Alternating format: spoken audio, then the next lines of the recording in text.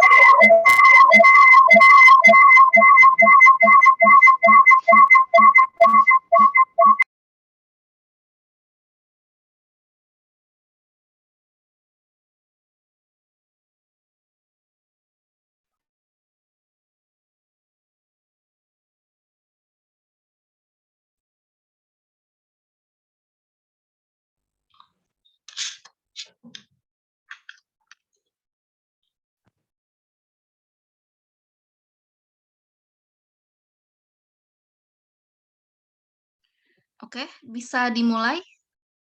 Ini sudah 33 mahasiswa yang hadir di Vicon.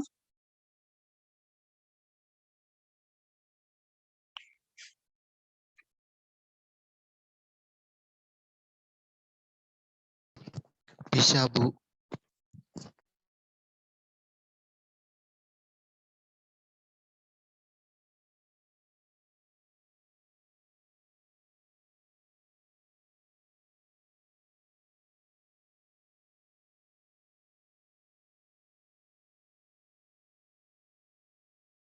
Oke, ini kira-kira nyampe 40 nyampe nggak nih kira-kira nih? Ini dari kelas IT 201 ada di sini? Ada, Bu. Oke. Ada ya, IT 202? Ada, Bu. Ada, Bu. Ada, Bu. Ada ya, oke. Oke, kita mulai saja ya, supaya mempersingkat waktu. Oke, sebentar. Oke, saya mulai. Assalamualaikum warahmatullahi wabarakatuh.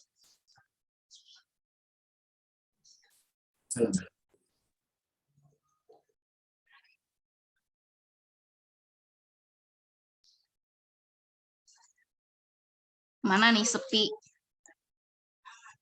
Waalaikumsalam, Bu. Waalaikumsalam warahmatullahi wabarakatuh. Nah gitu dong di Waalaikumsalam warung. warahmatullahi wabarakatuh. Oke.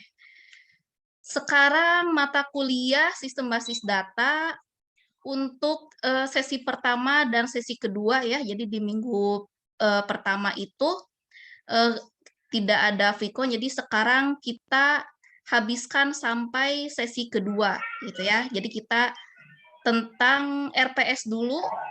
Kayak RPS di sini adalah rencana pembelajaran semester. Nah, jadi di setiap awal perkuliahan pasti ada penjelasan tentang rencana pembelajaran semesternya gitu ya.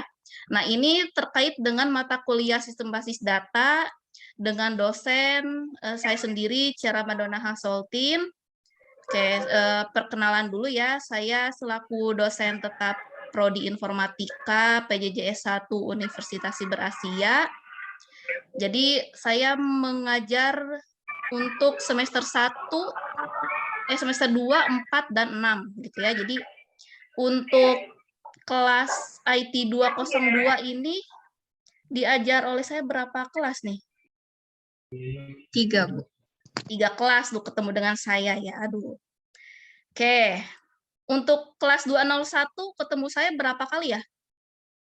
2 kali, Bu. 2 2 kali. kali, Oke. Bu. Kayak gitu ya. Jadi jangan bosan gitu ya. Pastinya sampai kalian menyusun skripsi juga dosennya itu lagi gitu. Nanti kalian ketemu dengan Pak Ihwani, Pak Riyad, Pak Syahid ya. Oke, sekilas tentang perkenalannya. Nah, ini terkait dengan RPS di mata kuliah Sistem Basis Data. Ini merupakan ranah topiknya di RPL ya, Rekayasa Perangkat Lunak. Dengan beban SKS, bobotnya 3 SKS. Oke, di sini untuk capaian mata kuliahnya dalam 1 semester kita ada 16 minggu. Nah, 16 minggu itu ada di minggu ke-8 itu ada UTS, minggu ke-16 ada UAS. Nah, di sini untuk batasan belajarnya untuk SBD ini sampai tahap perancangan saja, tidak sampai ke tahap pengkodingan.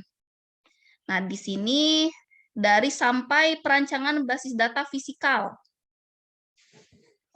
Nah, ini intinya kita belajar bagaimana cara mengumpulkan data, lalu kita data itu di normalisasi. Normalisasi itu belajar sampai 5NF nih. Nah, ini normalisasi data itu sampai pertemuan ke-9 normalisasi data. Jadi kan dari data mentah menjadi data yang bisa diolah oleh komputer. Nah, setelah data itu bisa diolah, lalu kita buat diagram IIR-nya. Nah, ini belajarnya sampai 3 pertemuan. Nah, setelah itu kita ada perancangan lagi, dibagi menjadi 3, konseptual, logikal, dan fisikal. Seperti itu ya. Jadi dalam 1 semester, cangkupannya sampai perancangan saja. Nah, lalu di sini ada komponen penilaiannya, ada UAS dan UTS dengan masing-masing bobot 25%. Lalu di dalam 1 semester ada tugas 1 dan tugas 2 yang wajib dikerjakan dengan masing-masing bobot 15%. Lalu ada sikap dan perilaku 15%. Nah, di sini kuis, kalau di SBD itu tidak ada kuis ya. Proyek juga tidak ada. Gitu. Jadi fokus ke 4 komponen saja nih, 1, 2, 3, 4. Dari UAS, UTS, tugas 1, dan tugas 2. Lalu sikap. Gitu ya. Nah, lalu untuk media pembelajarannya kita menggunakan Learning Management System dari Edling ya. Edling, jadi LMS-nya. Apa tuh? Oke. Dengan ada learning materialnya mendukung ada PowerPoint, PPT, modul, nanti jika diperlukan ada paper dan jurnal, lalu ada link pendukung misalnya e-book dan lain-lain. Nah, di sini untuk software untuk perancangannya boleh kalau ini online ya. Ini kan berbasis online nih, draw.io. Ini juga dbdiagram.io. Ini bersifat online. Ataupun kalian boleh install Microsoft Visio. Gitu ya. Silahkan nanti boleh di-share linknya ya.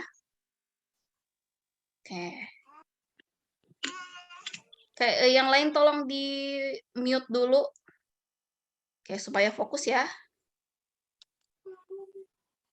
Oke, lalu untuk modus pembelajarannya, kita itu full online learning.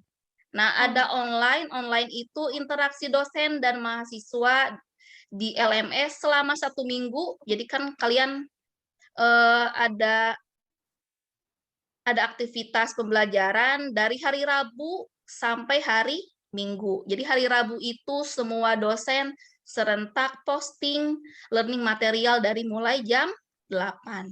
Nah, kalian bisa mengaksesnya sampai hari Minggunya dengan pola interaksi 9 kali, gitu ya.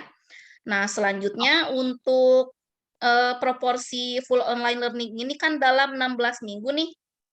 16 minggu ini kan 1 semester ya. Nah, ada 100% online, mode asinkron dan sinkron. Coba bedanya mode asinkron ini apa? Mode asinkron.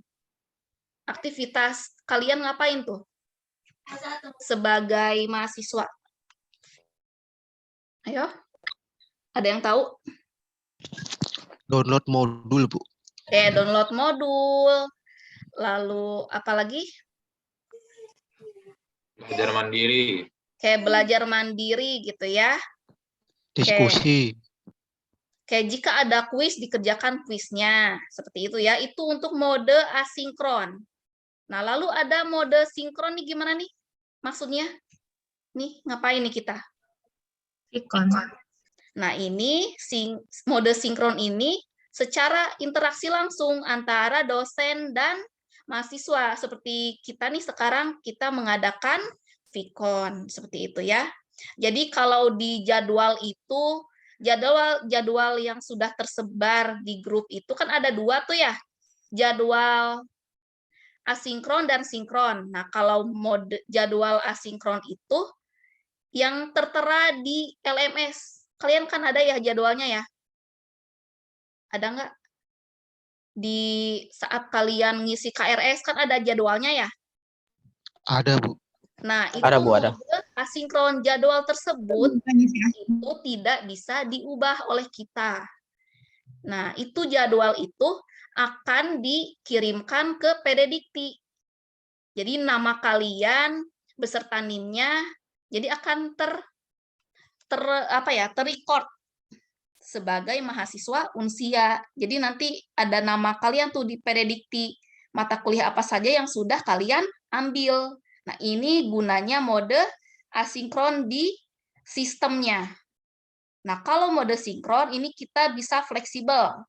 Bisa Vikonnya bisa disesuaikan dengan kesepakatan antara mahasiswa dan dosen seperti itu ya. Jadi jangan ada salah paham lagi ya mengenai jadwal ya. Jadi jadwal itu ada 2, mode asinkron dan sinkron. Oke, selanjutnya apalagi nih? Kayak di sini ada komponen penilaian ya, sikap dan perilaku 10%. Oke. Ini contohnya untuk penunjang ya dan melakukan proses penilaian. Nah, ini ada keaktifan di kelas. Nah, misalnya dalam bentuk kehadiran, keaktifan berdiskusi atau etika perilaku menjadi unsur utamanya.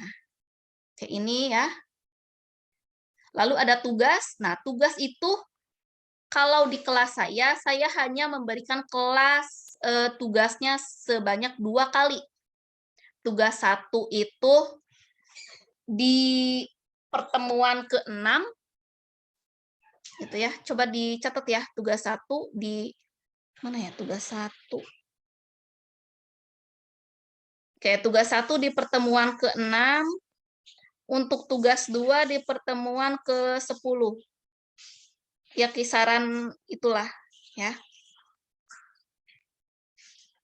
Nah, tugas 1 itu sebelum UTS, tugas 2 sebelum UAS. Dengan masing bobot dengan total 30%. Nah, untuk UTS, itu dilakukan di minggu ke-8 dengan materinya dari materi ke-1 sampai materi ke-7.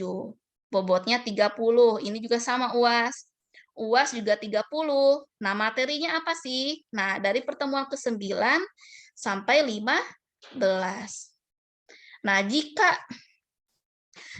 diusahakan keempat komponen penilaian ini harus ada ya, harus dikumpulkan. Jadi kalau salah satu aja nih, misalnya kalian nggak ngumpulin UTS nih, ya paling gede sih nilainya dapat C. Itu juga kalau tugas dan UASnya di atas 80 gitu. Jadi kalau mau aman nih kalian 4 komponen penilaian ini harus dikumpulkan setidaknya dapat 80 gitu ya. Nah, seperti ini untuk penilaiannya. Nah, kalau dari keempat ini totalnya itu 80 nih. Total dari 4 ini dapatnya 80. 80 itu di mana nih kira-kira dapatnya? Di rank keberapa? A, Bu. 80, udah dapat A nih. Nah, kalian targetnya ini. Oke, kalau belajar itu targetnya usahakan setinggi mungkin. Itu ya, jangan mentang-mentang C lulus nih, C itu lulus gitu ya. Saya targetnya 60. Ya udah berarti ya kalau meleset dikit dapat D gitu. Gitu ya. Jadi diubah pola pikir motivasinya ya. Oke. Ini sekian tentang RPS mata kuliah Sistem Basis Data. Oke, selanjutnya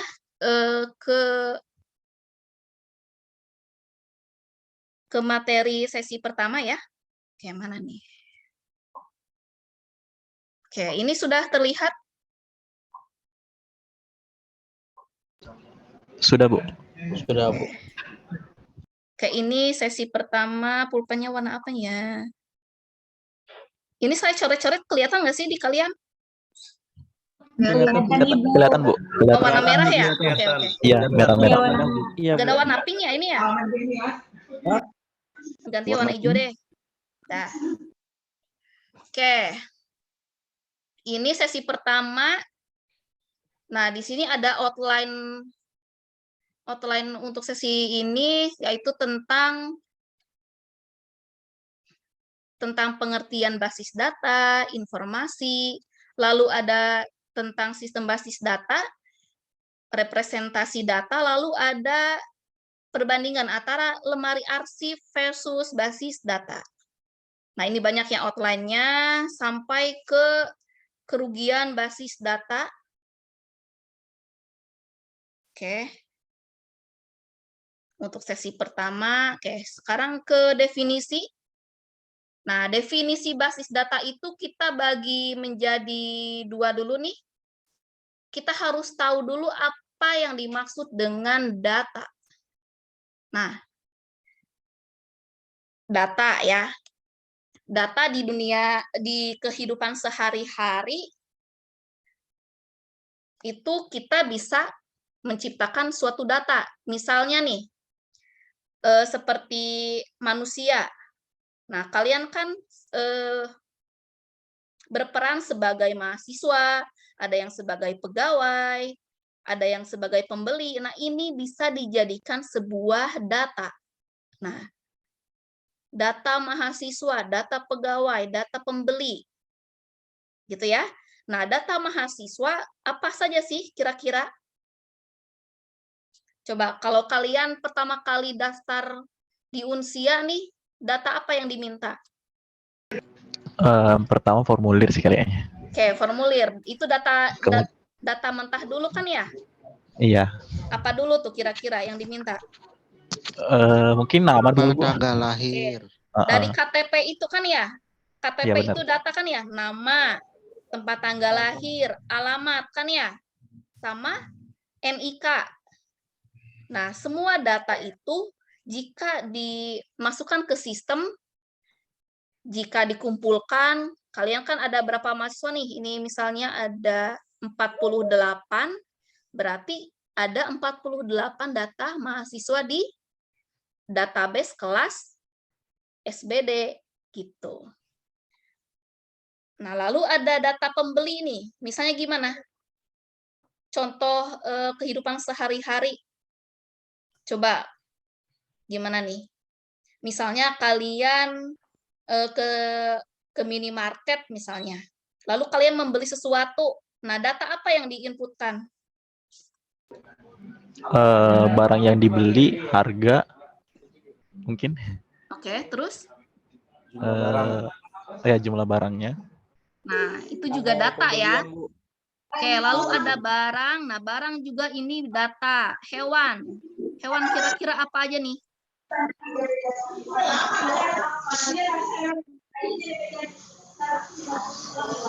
Mungkin nama-nama hewan, Bu. Oke, nama-nama hewan. Lalu ada klasifikasi hewannya ya. Nah, lalu ada peristiwa, konsep keadaan, dan sebagainya. Nah, ini direkam nih, direkam dalam bentuk angka, huruf, simbol, teks, gambar, bunyi, atau kombinasinya. Oke, misalnya nih, data mahasiswa nih, nama siapa ini? Misalnya nama Arifin. Gimana ya? Arifin. Ini kelihatan nggak sih? Kelihatan, Bu. Kelihatan. Nah, Arifin. Ini kira-kira datanya berbentuk apa sih nih? A, Huruf. R, I, F, I, N. Ini data Alfabet, apa namanya? alfabet. Data apa ini? A, R, I, Huruf F. vokal dan konsonan. String, Data. string. Data teks nih. Oh, Teks. Ya. Jadi ada tipe data. Teksnya ke sini. Lalu misalnya nih, lalu ada data NIM. NIM kalian bentuknya apa sih tuh?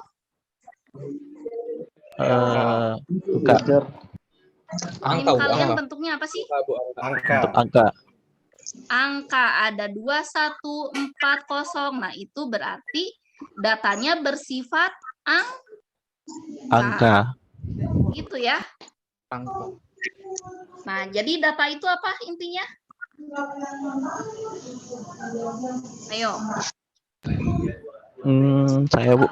Pakai bahasa sendiri deh. Ada yang bisa? Saya, Bu, saya. Oke, silakan. Oke, kalau menurut saya data itu kumpulan fakta yang dapat dijadikan sebagai informasi. Jadi dia itu berupa fakta. Jadi fakta itu yang bukan pendapat sih, kayak misalnya nama itu kan sebuah fakta tuh.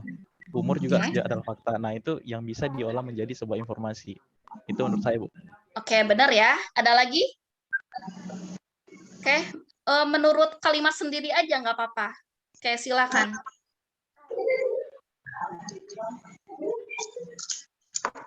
Ada lagi, silakan.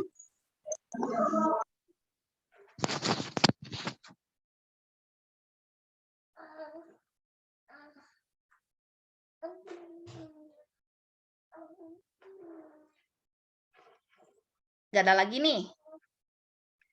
Oke, sekarang kita ke basis data.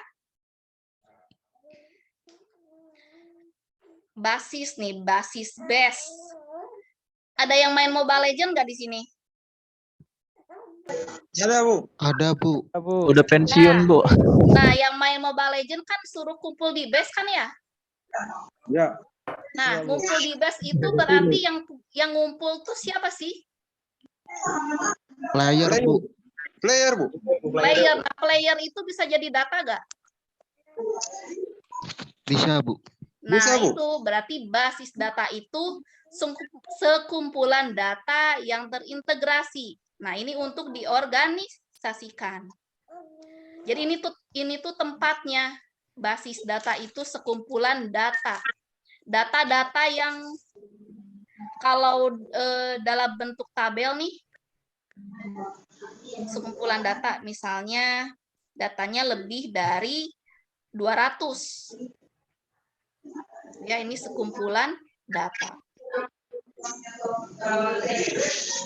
Kalau secara secara teknis ya, kalau basis data itu kumpulan antar tabel. Kalau secara teknis nih, ini misalnya ada tabel nih, ada tabel banyak. Nah, ini saling terhubung. Nah, ini namanya basis data. Gitu ya. Nah, lalu setelah kita ada basis data, kita butuh DBMS, Database Management System. Nah, ini untuk softwarenya, untuk akses ke basis data. Nah, di sini untuk pengolahan datanya, gitu ya, diolah datanya, misalnya ditambah, hapus, kita update, gitu ya. Nah, lalu ada informasi. Oke, ada informasi ya. Nah, informasi itu hasil dari pemprosesan. Nah, yang diproses apa sih? Hasil pemprosesan, hasil manipulasi, lalu hasil dari organisasi atau penataan. Gitu. Yang mempunyai nilai pengetahuan. Nah, ini hasil diproses, jadi dari data. Dari data mentah ini kita olah, kan gitu ya. Data itu kan, pertama itu kan input ya. Iya enggak? Data itu inputan bukan sih? Halo? Inputan, Bu. Oke, data itu berupa inputan. Nah, setelah kita masukkan ke DBMS nih, DBMS ini ngapain nih? Misalnya ini DBMS. DBMS. Nah, ini dia diproses. Jadi input, proses. Nah, ini diproses. Lalu output. Output dari data itu apa tadi? Informasi, Bu. Informasi. Nah, informasi ini dia output. Outputnya. Gitu ya. Jadi dari data mentah, misalnya pegawai mahasiswa ini direkam jadi bentuk angka, lalu kita olah di database, di DBMS-nya. Setelah data diolah itu, nanti akan muncul output-nya. Output-nya berupa informasi. Bentuk apa sih informasi itu? Hasilnya. Hasil itu bisa terdapat nilai pengetahuan atau knowledge-nya yang berguna untuk user. Itu ya.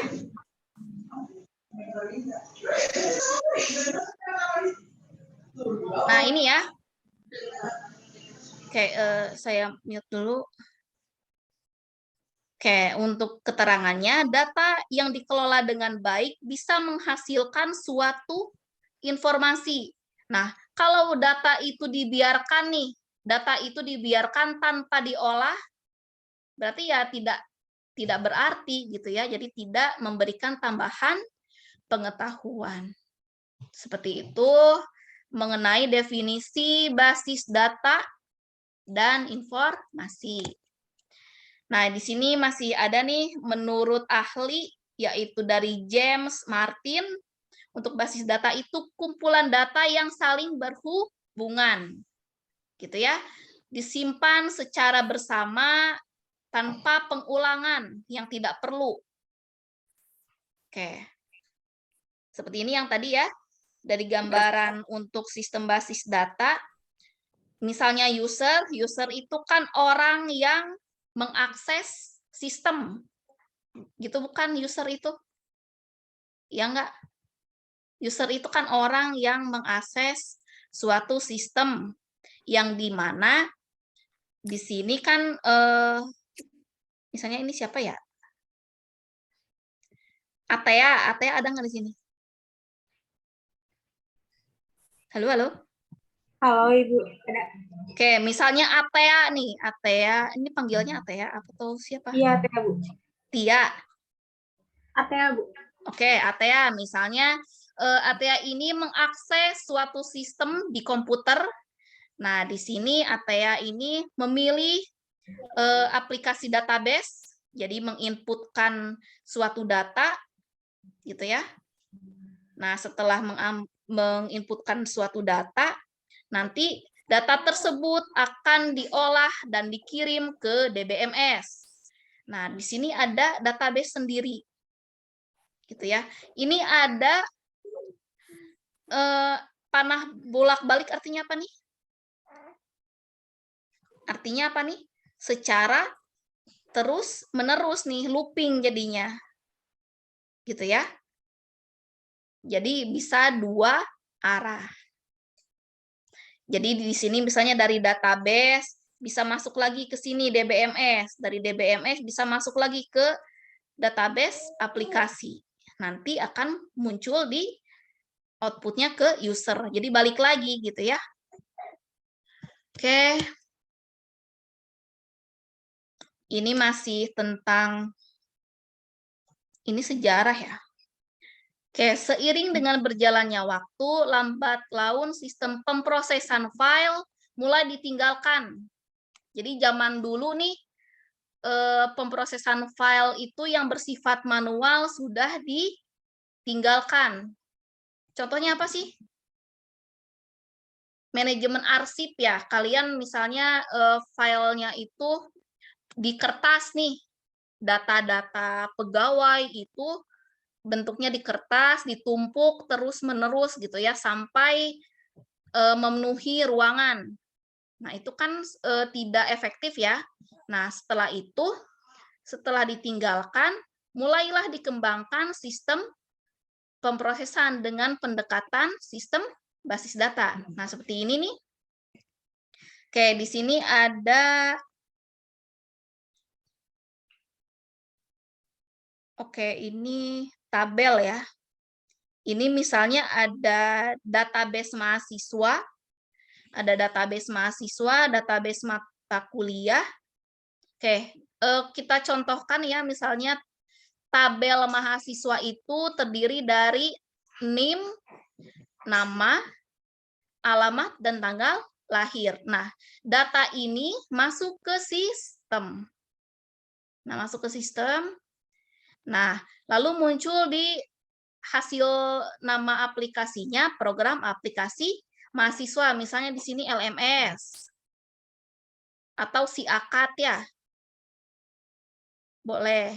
Ini misalnya sudah jadi nih aplikasinya, dari database sudah jadi aplikasi. Nah, di sini pengolahannya nih. Ini kan ada panah bolak-balik ya. Di sini DBMS-nya untuk manajemen basis datanya diolah di sini. Nah, di sini untuk ini apa nih? Simbol ini. Ini namanya simbol database secara keseluruhan untuk universitas. Jadi nggak cuman mahasiswa dan mata kuliah aja, tapi ada juga database tabel dosen, misalnya, lalu ada tabel apalagi nih, nilai, tabel jadwal gitu ya, dimasukkan ke dalam basis data universitas. Oke, ini juga sama nih. Ini juga database mata kuliah, misalnya di sini namanya mt_cool untuk perancangan database-nya. Di sini ada nama file-nya. Jadi ini tuh kalau ini tuh tabel ya. Tabel itu kan ada atribut. Atribut itu ada NPM, nama, alamat, tanggal lahir. Ini juga ada kode mata kuliah, nama, dan SKS.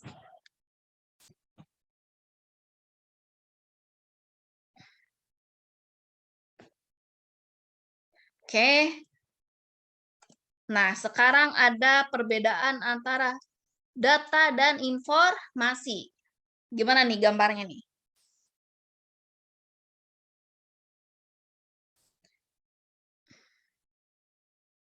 Coba kalian perhatikan di gambar ini.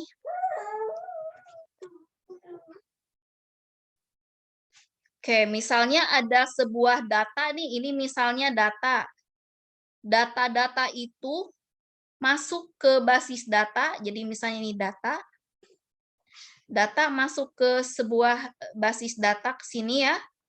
Nah, kita lakukan sebuah query. Query ini adalah bahasa pemrograman untuk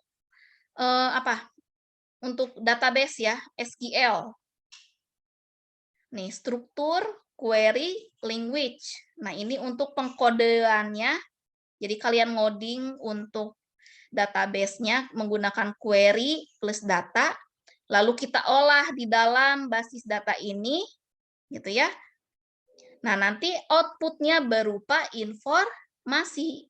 Nah, jadi ada knowledge yang didapatkan oleh usernya.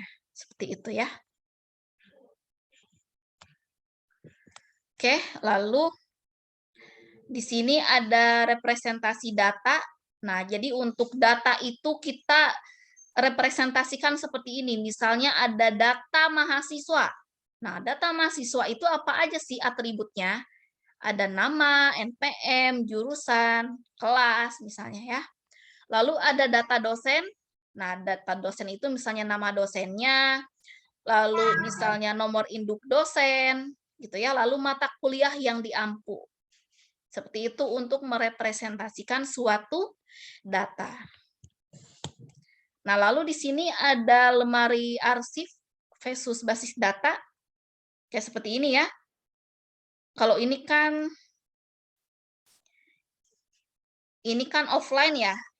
Ini kan belum masuk ke komputer nih, lemari arsip di sebuah ruangan. Ya, jadi ini isinya berupa data-data ya. Data-datanya ada data mata kuliah, data mahasiswa, dosen dan nilai dimasukkan ke dalam lemari arsip. Nah, beda dengan sebuah basis data. Nah, basis data itu disimpan di memori. Memori itu misalnya di hard disk ya. Hard disk. Nah, kalau di hard disk namanya menjadi tabel mata kuliah, tabel mahasiswa, tabel dosen, dan tabel nilai. Nah, dari kertas ini nih, ini kan kertas biasa nih, kita ubah menjadi tabel. Nah, gitu ya. Paham sampai sini? Paham, Bu. Bener gak nih? Iya, Bu. Gimana sih? Insya Allah paham, Bu. Jadi ada perbedaannya ya antara lemari arsip dengan basis data. Kalau basis data berarti kumpulan data-data yang sudah tersimpan di sistem. Kalau udah nyampe sistem berarti kita bicara memori. Ya udah berarti di hard disk kan gitu. Oke, sekarang ada hierarki data. Nah, hierarki data itu berarti ada turunannya. Nah, dari kumpulan database itu, jadi di mata kuliah ini kalian pasti akan mengenal istilah file atau berkas atau table. Nah, ini satu istilah yang sama. Gitu ya.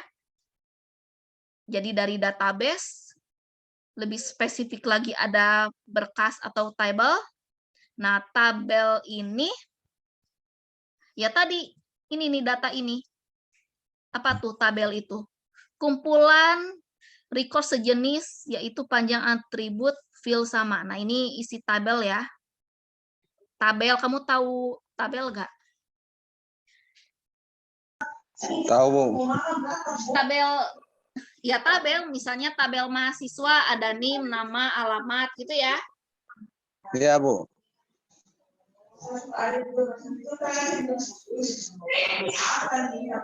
Nah, lalu ada istilah namanya rekaman, record, atau baris.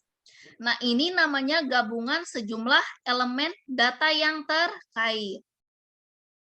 Nah, ini kan sudah ke setiap elemennya nih, elemen di tabelnya. Nah, di masing-masing elemen ini kita spesifikkan lagi setiap elemen di tabel. Berarti apa nih? Satuan data terkecil. Jadi makin ke bawah nih, ini kan besar nih. Dari besar ke kecil. Jadi ini sebuah elemen data gitu ya, menjadi database seperti itu. Satuan data terkecil. Seperti ini contohnya nih. Nah, untuk struktur tabel kayak ada nomor, NPM, nama. Ini apa namanya? Yang warna hijau ini apa namanya?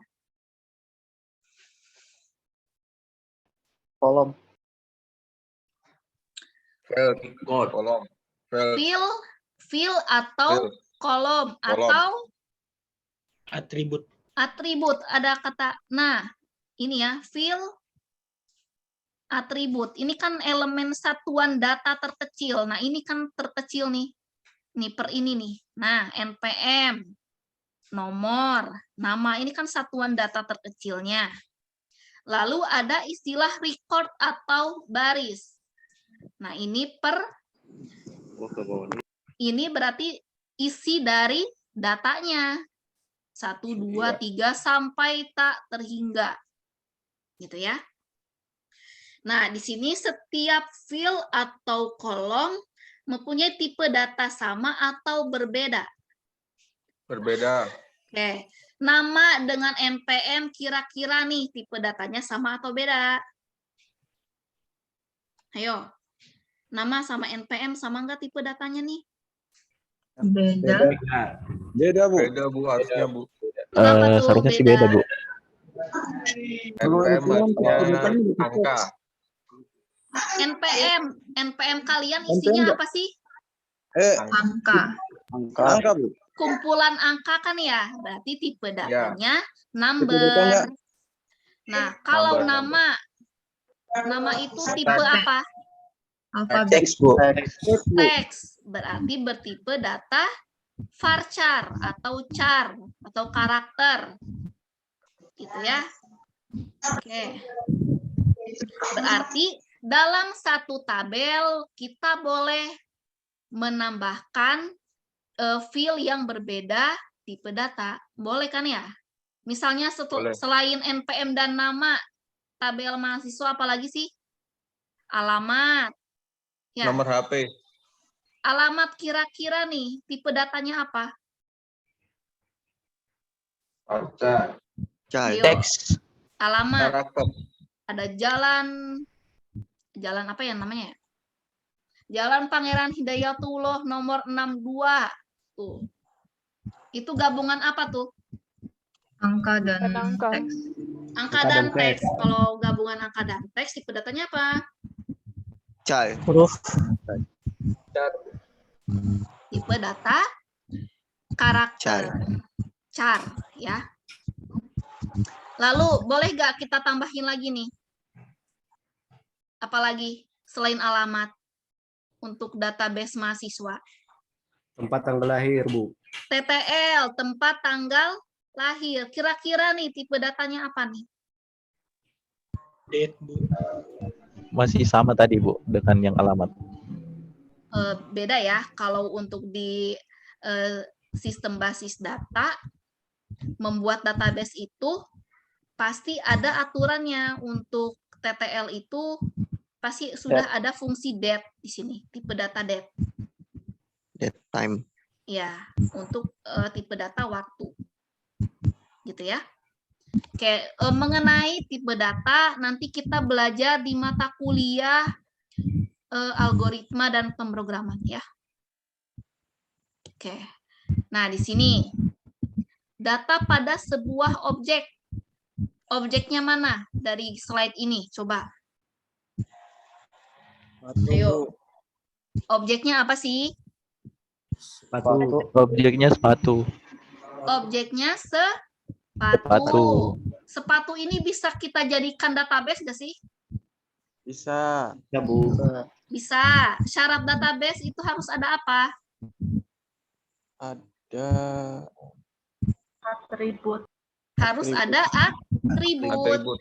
Nah, kita tentukan aja atribut di sepatu itu apa aja sih? Misalnya ada mereknya, ada jenisnya, jenis sepatu, ada jenis bahan.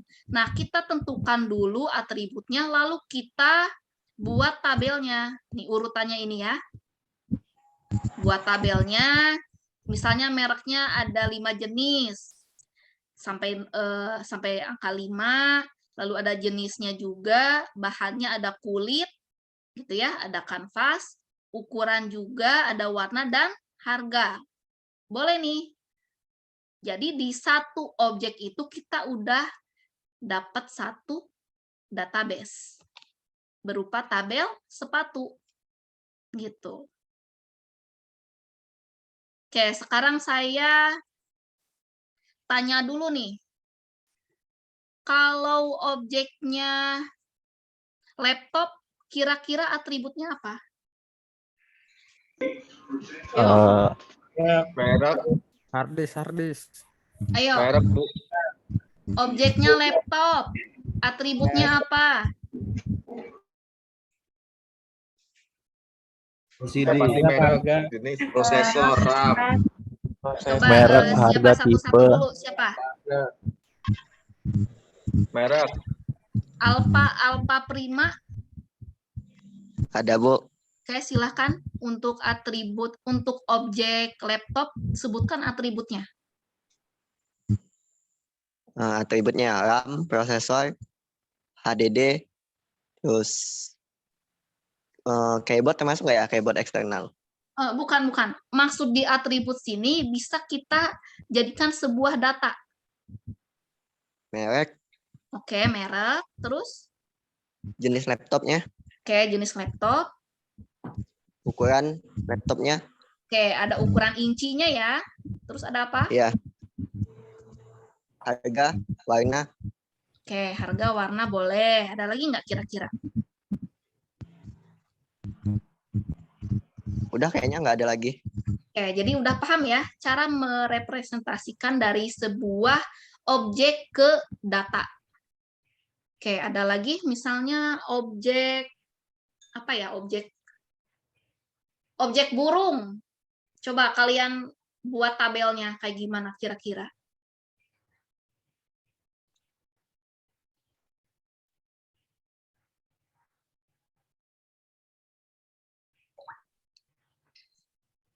Halo? Ya, Bu. Jenis, Spesiesnya. spesies,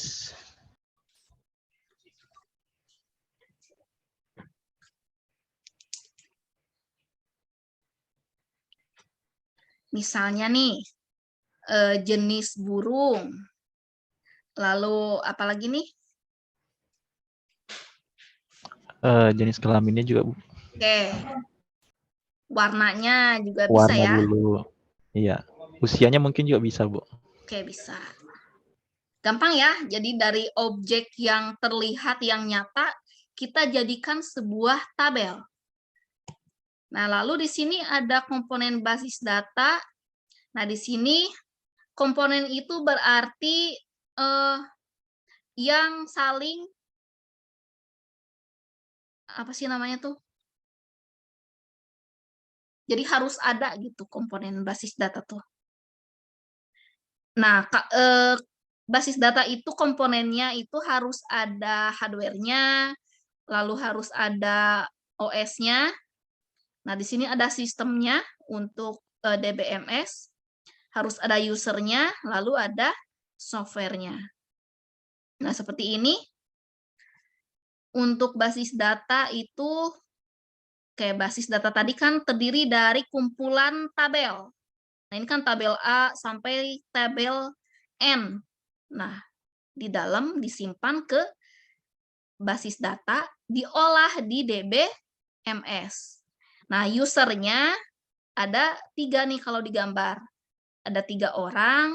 Nah, kalau user ini berarti mengolahnya ke sistemnya ya, ke PC-nya. Dia ngolah data X misalnya. Untuk user ini dia ngolah data tabel L gitu ya. Oke, di sini untuk contoh aplikasi dengan basis data, ini data apa nih kira-kira? Usernya ngapain sih nih? Ini untuk pembelian ya, order transaksi ya. Oke, jadi saat user menginputkan suatu data customer, lalu ada agennya, nanti ketika klik simpan nanti muncul di database. Nah, seperti ini juga untuk login page di sosial media ya. Saat kalian login di Twitter, berarti kalian memasukkan username dan password yang dimana sudah tersimpan di basis data. Ini juga nih. Nah, saat kalian sign up di sini, ini kan nama ini pasti hasilnya berupa database yang tersimpan oleh Facebook-nya. Gitu. Nah, di sini untuk manfaat basis data untuk bidang fungsional itu untuk kepegawaian, pergudangan ya, dari bidang fungsional sampai perusahaan nih. Jadi di semua bidang sudah terintegrasi oleh sistem ya. Nah, sekolah pun sudah ada basis data, untuk rumah sakit juga ada ya. Oke. Keuntungan basis data. Oke, di sini apa nih? Mengurangi redundansi. Maksudnya apa nih? Mengurangi data yang duplikat atau data yang sama. Gitu. Jadi, kalau kita memasukkan data yang sama itu otomatis terhapus oleh sistem. Lalu ada integritas data, maksudnya apa nih? Integritas. Apa tuh? Datanya valid.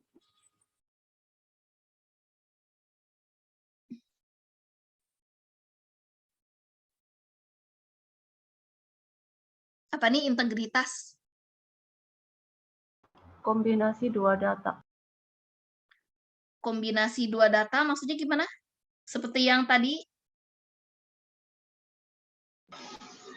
Mungkin maksudnya konsistensi dari sebuah data, Bu. Jadi tidak, ya kayak tadi tidak terduplikat gitu. Integritas. Coba integritas. Apa nih? Ini Jaminan keabsahan. oh, ini ya data. kombinasi ya, kombinasi dua data. Oke, ini berarti untuk jadi data itu bisa dikombinasikan ya sebagai pendukung informasi. Lalu ada menghindari inkonsisten data. Ini ngapain nih? Datanya tidak konsisten. Gitu. Jadi data itu harus tetap sama ya. Oke. Ini kan untuk data statik nih. Beda lagi kalau datanya data stream. Data streaming kan dia datanya gerak ya, bergerak. Lalu ada penggunaan data bersama. Jadi data itu kita bisa pakai oleh user yang berbeda gitu ya. Jadi kalau di sini contohnya ada admin, ada user. Nah, kedua orang itu bisa menggunakan data itu secara bersamaan. Lalu ada standarisasi data. Untuk ini, ada lagi nggak? Jaminan keamanan data. Lalu ada penyeimbang kebutuhan data. Oke, ini mengenai security data gimana nih? Datanya tersimpan gitu ya. Aman, Bu. Kalian ada ini enggak? Ada apa sih sharing tentang keamanan data tuh gimana sih di kehidupan sehari-hari kalian? Atau di tempat kerja mengenai keamanan data? Ada yang sharing?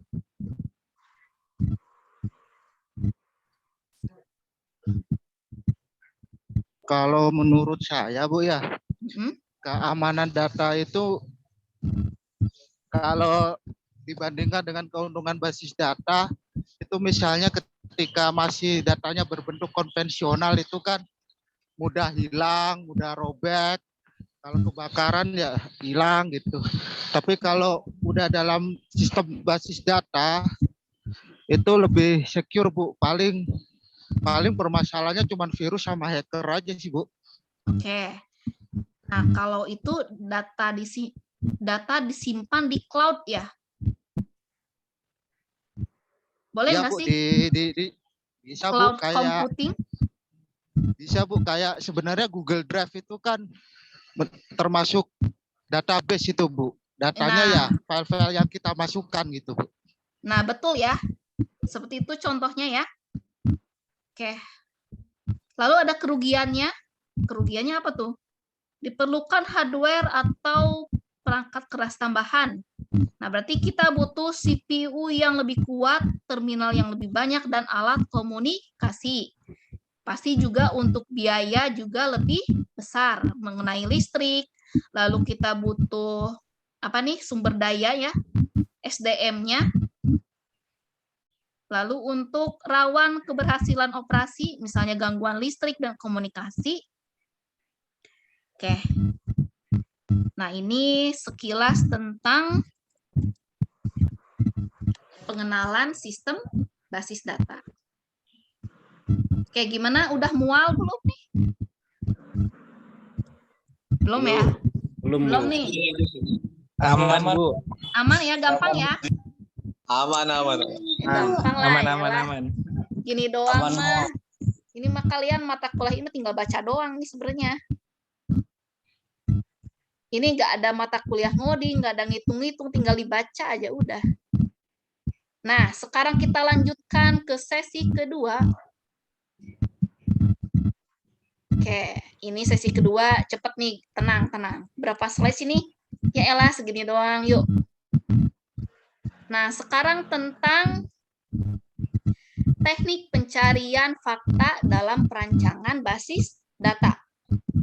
Jadi ini bagaimana caranya kita mengambil sebuah data, gitu ya. Ngambil data. Nah, seperti ini.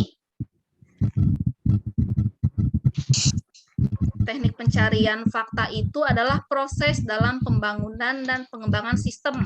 Nah, saat kita membuat sistem atau pengembangan sistem, nah kita harus melakukan sebuah analisa dulu. Kira-kira nih yang bisa bermanfaat oleh end user atau organisasi. Jadi sebelum kita membuat sistem, kita harus analisa dulu. Lalu kita tentukan data yang akan kita buat. Nah, seperti ini. Untuk tekniknya, macam teknik pencarian fakta, ada apa aja tuh?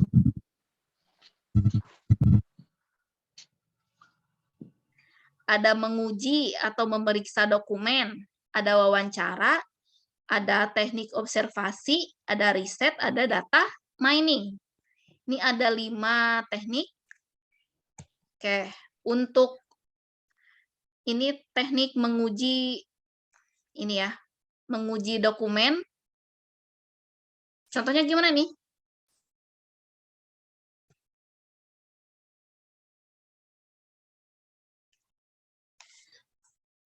Apa nih yang dilakukan oleh sebelum kita membuat sistem, kan kita analisa dulu nih. Berarti kita harus observasi terkait dengan dokumennya nih. Nah, dokumen tersebut, misalnya nih, dokumen di perusahaan itu, kira-kira kita harus melakukan pengujian dokumen, format dan laporannya, gitu. Yang berhubungan dengan sistem. Nah, kita pilih-pilih, nih kita pilih dokumen yang data yang kita ambil di dokumen tersebut, lalu kita olah datanya di sistem, kita ambil, gitu ya. Ini untuk teknik examining documentation. Jadi dari dokumen tersebut kita pilih untuk data yang dibutuhkan. Oke. Nah, untuk tujuannya, untuk laporan dokumen yang ada di perusahaan atau memo yang ada di dalam perusahaan. Nah, misalnya seperti ini untuk dokumentasinya ada struktur organisasi, visi dan misi perusahaan. Lalu juga ada strategi dan rencana. Nah, ini kita lakukan explore, kita baca gitu ya. Kita lakukan analisa di dokumentasi tersebut. Nah, nanti kita ketemu nih faktanya yang akan kita representasikan ke sebuah data. Nah, setelah itu untuk dokumentasinya juga kita dokumentasi yang menjelaskan sistem saat ini. Oke. untuk dokumentasi itu selain ini nih, ada juga berbentuk diagram dan flowchart. Nah, flowchart itu apa nih? Flowchart itu apa sih? Diagram alir ya, terdiri dari start, lalu end. Nah, ini dalamnya ada input, ada proses. Ini kan ya, ada output. Nah, ini terserah sesuai dengan sistemnya disesuaikan. Gitu ya. Jadi kita membaca flowchart-nya, kita baca kamus datanya, rancangan sistem basis data, dan dokumentasi program. Nah, lalu ada usernya di sini ya. Nah, di sini ada perbedaan ya antara flowchart dan diagram. Flowchart itu seperti ini tadi sudah ya. Misalnya dari start sampai finish. Di sini untuk menghitung total harga. Oke, ini ngapain nih? Flowchart apa sih nih kira-kira nih? Kasir, Bu. Oke, ini flowchart pembayaran ya di kasir. Jadi menghitung total harga. Oke, ini inputannya. Ini input. Oke, ini untuk proses. Ini untuk kondisi. Ini simbol kondisi ya. Jika kondisi pembayaran itu kurang dari total, maka diminta memasukkan inputan pembayaran lagi sampai outputnya cetak kembalian. Nah, untuk flowchart itu cukup seperti ini. Kalau DFD ini lebih kompleks. Nah, dengan kasus yang sama, diagramnya harus lebih spesifik seperti ini. Gitu. Jadi di sini ada usernya, user itu seperti ini, kasir, pelanggan, dan pemilik restoran. Nah, di sini semua berinteraksi langsung ke dalam sistem informasi. Nah, dari pelanggan melakukan sebuah transaksi, nah transaksi ini akan masuk ke sistem. Gitu ya. Nah, dari sistem ini akan mengeluarkan apa outputnya? Berupa bukti transaksi dan daftar pemesanan. Nah, nanti pelanggan ini dapat melihat bukti transaksi dan daftar pemesanan. Kayak sekarang baca nih, dari kasir ke sistem informasi kasir. Kayak siapa ya? Cornelia ada nggak di sini?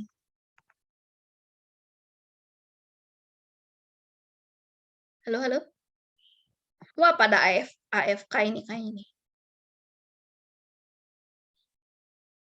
Halo, halo? Halo, Bu. Cornelia Keti ada nggak? Ya, Bu, ada.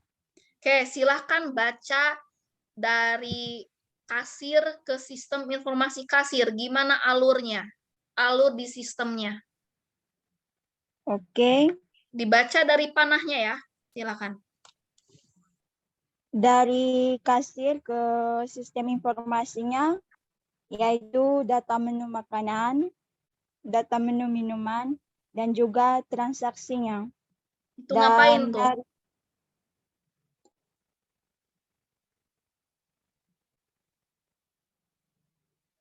Ngapain tuh kasir ke sistem informasi?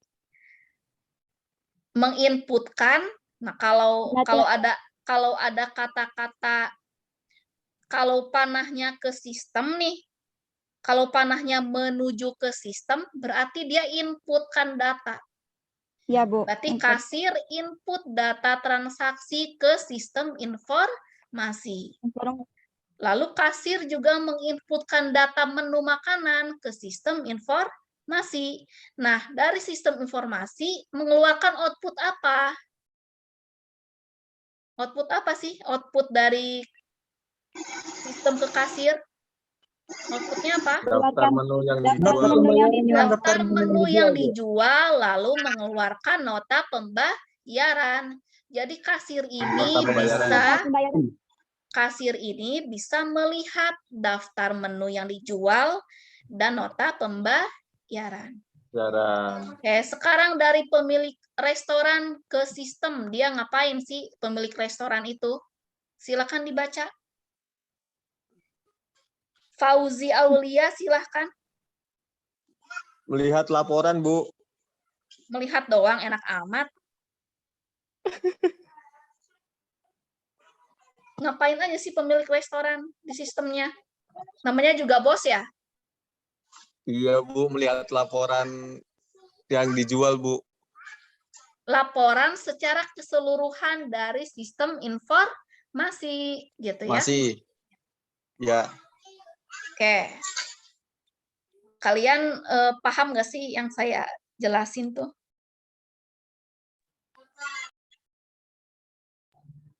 Paham, Bu. Masa Paham, sih? Bu. Paham, Bu. Insya Allah Paham, paham, Bu. Cuma kadang Muhlis, pembahasannya mana susah. Muhlis? Muhlis, mana Muhlis? Bu, hadir. Nah, silahkan baca dari pelanggan ke sistem. Ngapain aja tuh? Dari pelanggan ngasih input transaksi ke sistem informasi. Nanti outputnya Inputnya panahnya kemana? Pelanggan Ke input ke sistem. Panahnya yang mana? yang di bawah, Bu, yang transaksi. Oke, terus apa lagi? Nanti dari sistem ngasih outputnya berupa bukti transaksi dan daftar pemesanan kepada pelanggan. Nah, pelanggan itu bisa melihat bukti transaksi dan daftar pesanan nggak? Bisa, Bu. Bisa. Bener nih. Iya, dari sistem udah ngasih output ke pelanggan Oke, berupa bukti. bener ya. Oke, jadi ada input, proses, dan output gitu ya. Itu konsep di sistemnya. Oke, ini terkait dengan kamus data. Kamus data itu misalnya ada apa nih? Namanya juga kamus data, berarti ada istilah-istilah yang harus kita pahami. Misalnya ada no_so, artinya ini terdiri dari 15 digit. Kalau tanggal berarti tanggal, bulan, tahun. Jadi seperti kamus aja nih, keterangan saja di untuk di database-nya. Ini kan di database nih. Di database di atribut nomor ini keterangannya. Gitu ya, untuk per tabelnya. Ini kan per tabel.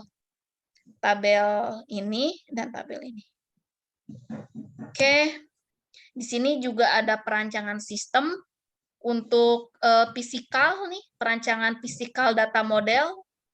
Nah, nanti ini kita pelajari di minggu ke-16 atau 15. Seperti ini perancangannya, kita buat diagram, boleh menggunakan Microsoft Visio. Nah, untuk dokumentasi secara keseluruhan harus seperti ini. Semuanya harus ada. Dari catatan dan pelaporan sampai rancangan. Gitu ya, dari algoritma sampai analisis nih, lengkap. Lalu ada pengguna sistem nih. Kita tentukan user apa saja sih yang terlibat di sistem yang akan kita buat. Nah, pasti ada sistem analis. Jadi dia menganalisa user-user yang apa nih? Yang melakukan pengolahan data di sistemnya. Oke, lalu ada wawancara. Nah, ini teknik pengambilan data lagi ya. Kita bisa melakukan wawancara atau interview. Nah, berarti kan di sini mengumpulkan informasi dari individu secara face to face, secara langsung ya. Dibagi menjadi dua, ada struktur dan tidak terstruktur.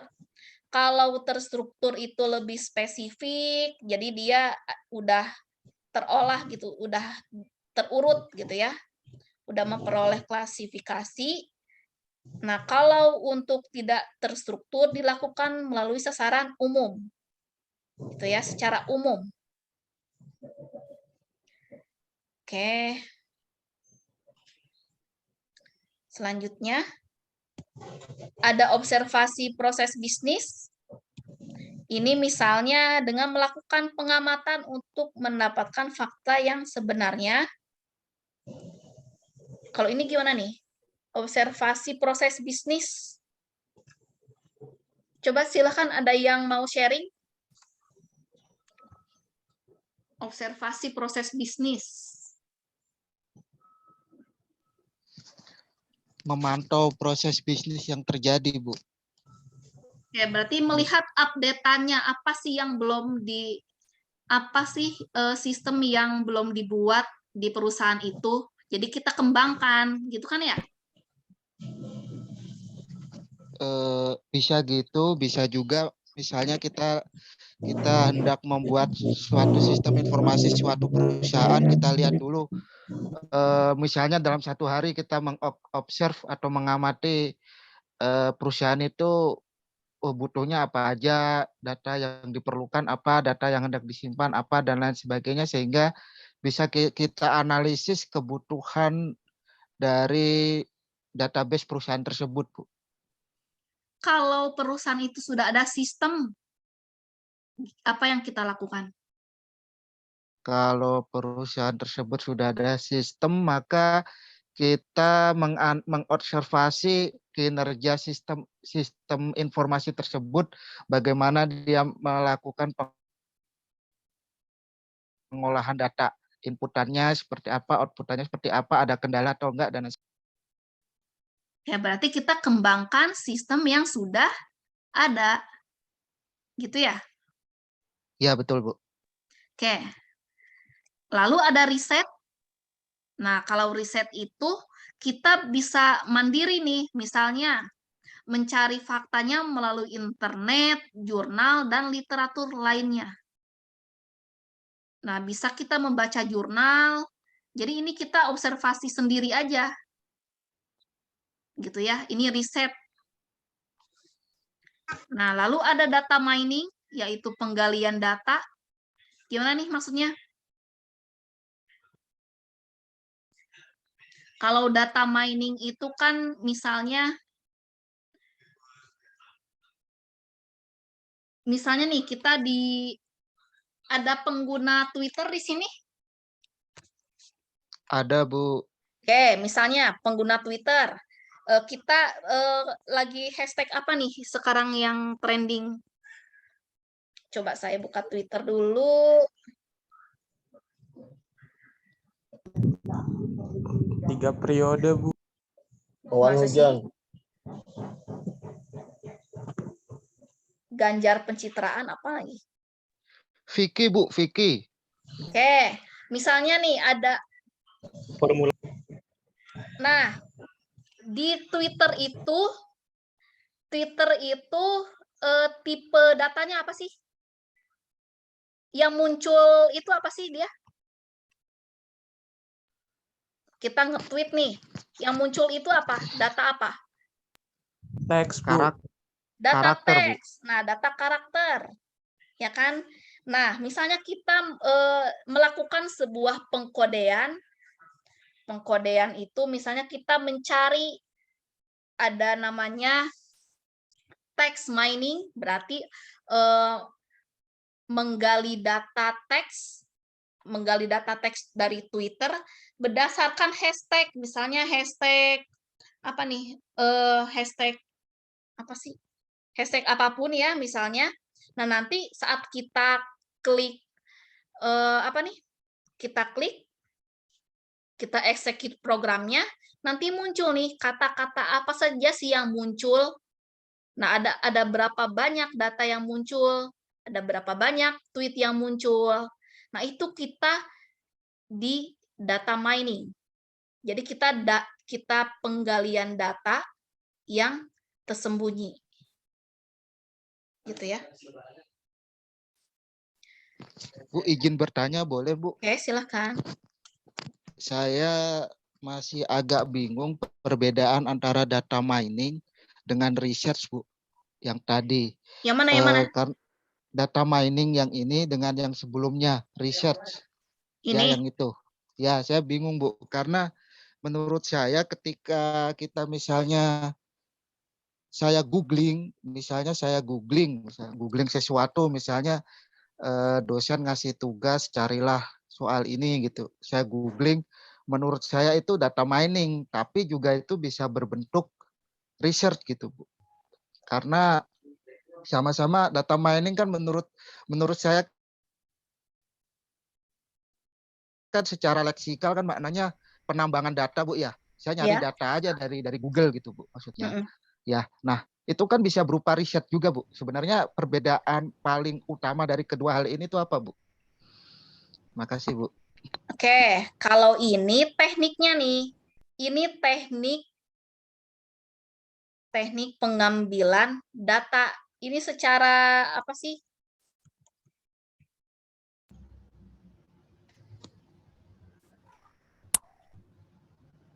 Bentar-bentar, untuk riset.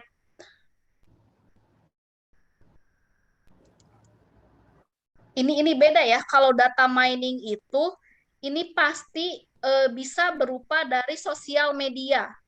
Lebih spesifik. Gitu ya. Oh, jadi misalnya kita mau ngelihat tren apa yang terjadi saat ini di Twitter, itu berarti bukan riset tapi lebih ke data mining gitu ya, Bu ya? Iya, kita lebih spesifik ngambil data apa sih? Oh. Baik, Bu, baik, Bu. Misalnya nih, kita di Twitter itu mencari opini negatif, gitu ya. Opini negatif terhadap apa nih misalnya? Terhadap COVID, gitu ya, COVID-19. Nah, kita lakukan data mining, kita cluster nih, kita kelompokkan apa saja opini negatif, apa aja opini positif. Nah, itu kita menggunakan data mining lewat sosial media. Beda dengan riset. Nah, kalau ini kan ini secara umum nih, lewat internet, jurnal, literatur lainnya, gitu ya.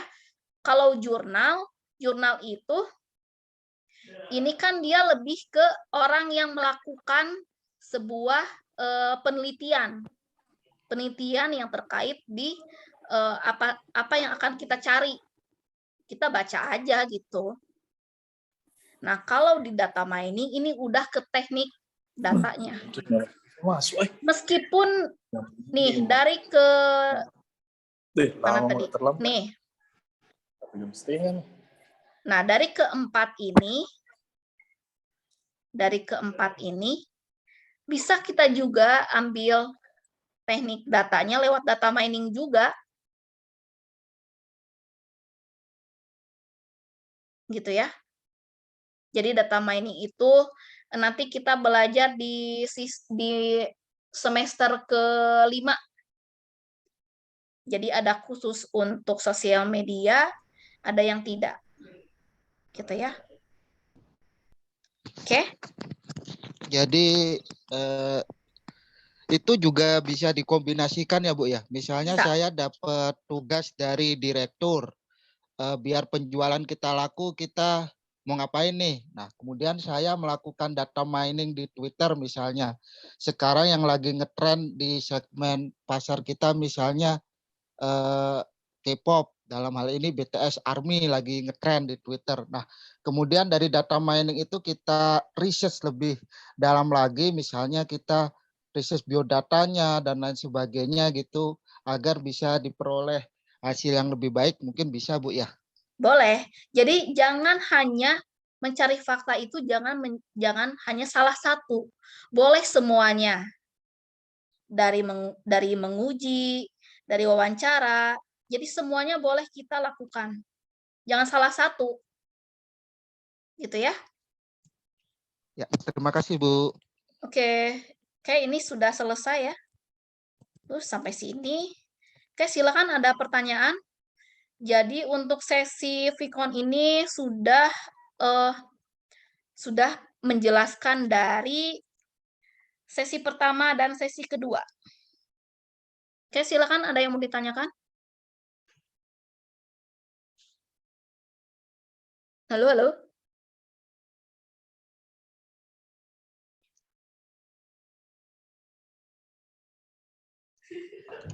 Belum ada, Kalau- Bu.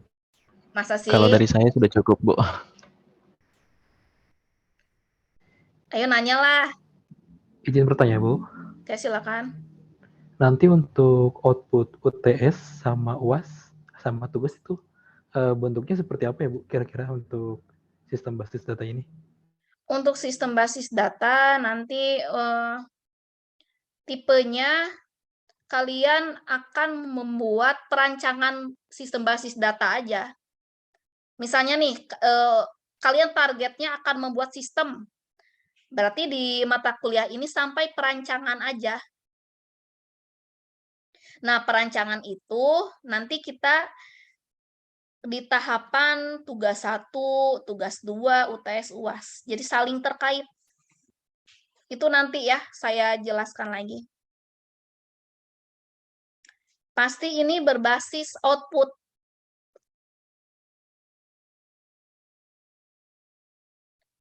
Oke. Outputnya berarti blueprint rancangan saja ya, Bu ya? Iya, perancangan aja. Ini kayak yang tadi nih, mana ya? Contohnya ini nih seperti bukan ini. Nah, ya bikin seperti inilah nih. Kayak gini. Tuh, bikin ini. IRD, nanti ada IRD kalian buat ya. Seperti itu aja. Oh ya, untuk kamus data tadi itu, Bu, itu tuh memang kita yang bikin gitu, Bu ya? Nggak ada aturan khusus gitu ya, Bu ya? Kita yang bikin, nggak ada aturannya, tapi harus sesuai dengan tipe datanya. Oh ya, Bu. Baik, Bu. Oke, ada lagi? Ibu mau nanya, Bu, tadi yang di database kan ada field tuh, Bu ya. Itu Ada apa? termasuk value-nya di database kan ada field tuh, Bu ya, di table gitu. Itu termasuk value-nya apa hanya name-nya doang, Bu? Kayak misalkan field name nih. Itu name-nya doang apa value-nya juga, misal kok 21, 40, 10 gitu, Bu? Sama ini ya, sama nilainya. Oh. Oke, Bu. Oke, Nah, makasih, Bu. nilai di tabel itu namanya record. Gitu ya. Isi datanya maksudnya.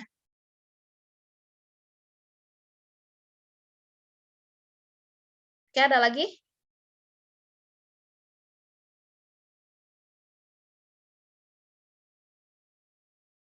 Halo? Iya, Bu.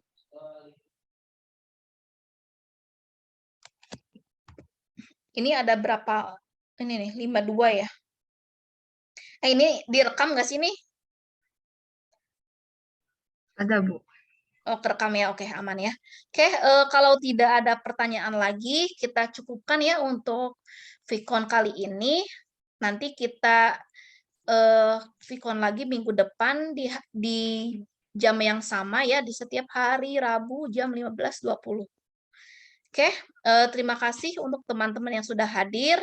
Semoga ilmunya bermanfaat. Mohon maaf jika ada kesalahan dalam penyampaian materi. Wassalamualaikum warahmatullahi wabarakatuh. Waalaikumsalam warahmatullahi wabarakatuh. Terima kasih, Bu. Terima kasih, Bu.